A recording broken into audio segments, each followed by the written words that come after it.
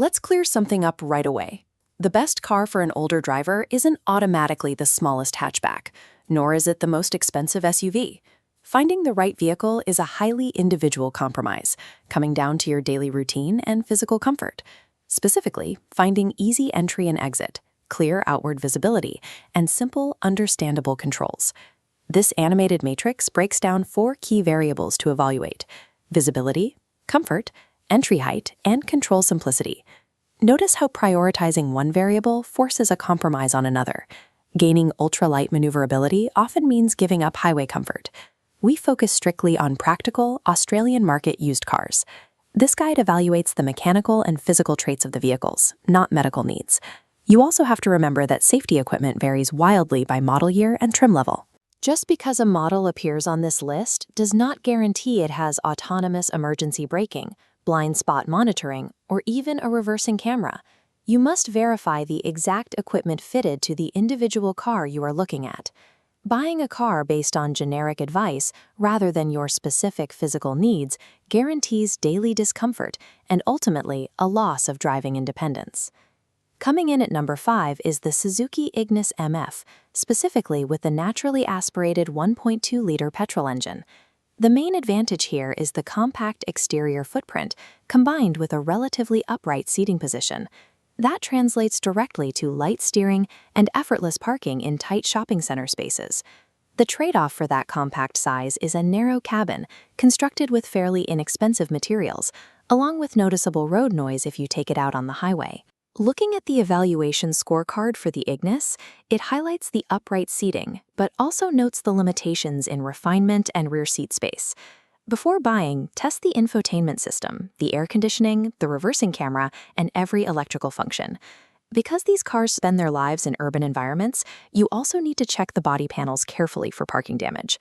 The Ignis makes an excellent economical daily driver for 1 or 2 occupants doing suburban runs, as long as you aren't regularly carrying adults in the back seats. Coming in as our number 4 choice is the second-generation Honda Jazz GE, specifically the version with the larger 1.5-liter petrol engine. By utilizing a tall roofline and a highly flexible rear seat folding system, the Jazz makes loading awkward luggage, plants, or heavy shopping significantly easier than a standard hatchback. The compromise for that interior utility is ride comfort. Some drivers find the seats a bit too firm and the cabin noticeably noisy during transit. This evaluation scorecard for the Jazz outlines the key factors. While visibility and interior flexibility are high points, you need to look closely at the maintenance requirements. During a test drive, listen specifically for suspension noises, engine mount vibration, and wheel bearing hum. Also, you must not let the highly reliable Honda badge serve as an excuse for a seller skipping scheduled servicing. Physical documentation of all maintenance is absolutely mandatory. The Jazz retains straightforward mechanicals and offers excellent small car practicality. You just need to take it on a longer drive to verify that the higher seating position is actually comfortable for your frame. Number 3 is the Mitsubishi ASX, powered by the straightforward 2.0-liter naturally aspirated petrol engine. Selecting the Mitsubishi ASX gives you a higher SUV-style entry point, so you easily slide in rather than drop down, but it avoids the cumbersome dimensions of a large family vehicle.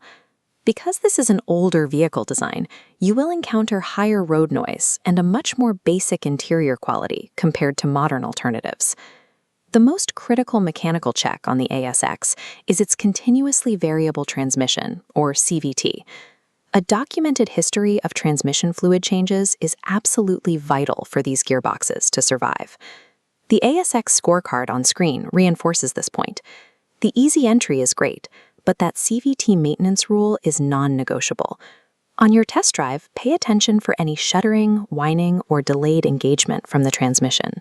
You also need to confirm the exact safety specifications, as they vary significantly across different years and grades. Ultimately, the older design of the ASX is actually a distinct advantage. It offers straightforward physical access and simple, tactile controls for drivers who want to avoid navigating touchscreen menus just to change the radio station.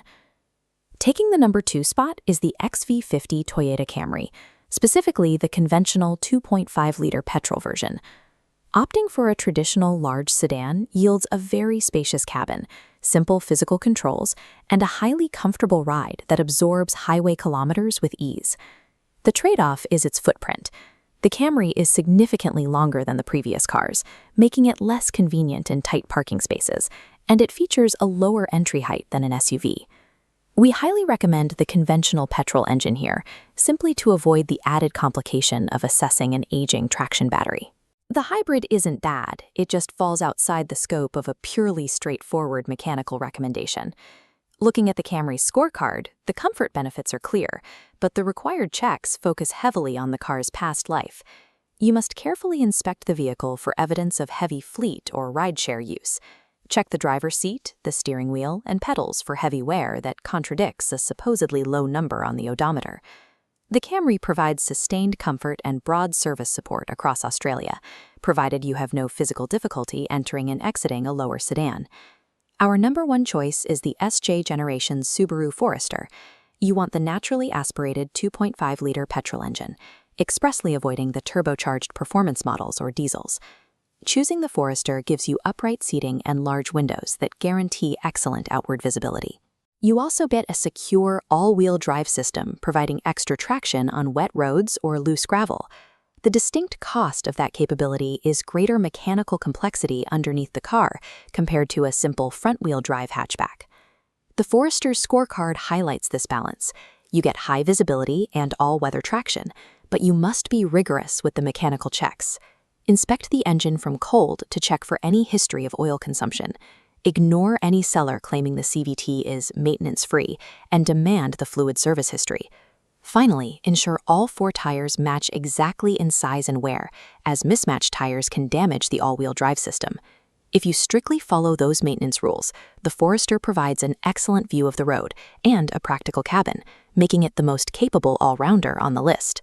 The final decision comes down to matching the vehicle to your specific daily scenario. A car is only the right choice if it actively supports your routine. This decision map links different driver needs directly to our recommended cars. If your life revolves around compact urban spaces, you map to the Ignis. If you prioritize small car cargo practicality, you map to the Jazz. For easy SUV-style physical access, follow the path to the ASX.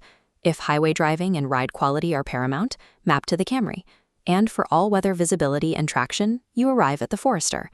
Before spending a single dollar, run through a mandatory physical test. Sit in the driver's seat for at least 15 minutes. Get in and out of the car several times to test the entry height, and verify that you can operate all the primary controls without distraction. Once the physical test is passed, move to this paperwork and professional verification checklist.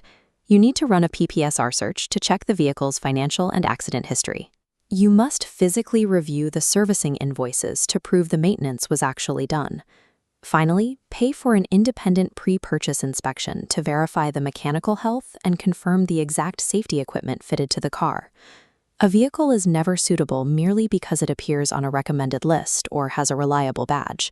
The ultimate test is that it physically and practically fits the person who will be driving it every day.